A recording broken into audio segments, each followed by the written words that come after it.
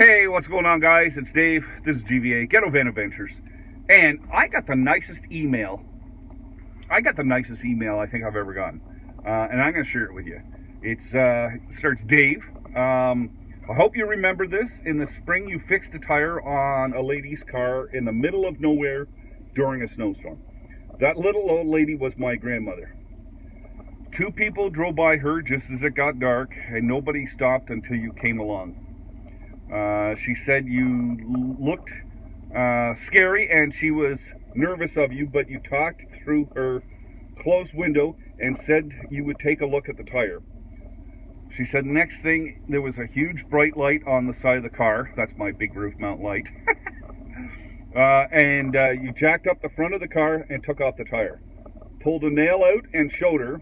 She said you fooled around with the tire a bit, pumped it back up and put it on the car. I plugged the tire. I carry a plug kit with me. I plugged the tire. She said you walked over to the window and said it was all fixed and you were covered in snow and your beard was all ice. You asked if she was okay, and when she said she was, you smiled, waved, got in your van and drove away.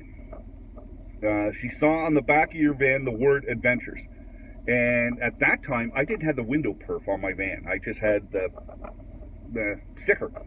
Last week, we were looking for a recipe online when we got onto YouTube. That's when she said, that's him.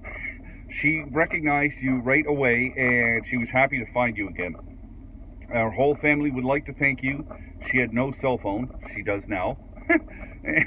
And since my grandfather died, she lives alone in the country. And it goes on a little bit more. But that, it doesn't take much to be nice. And it doesn't take much to lend a hand when people need it. You know what I mean? A little kindness can go a long way, especially today. And I think I'm going to read this again because this really brought a smile to my face that I helped out a person and they remembered it that much.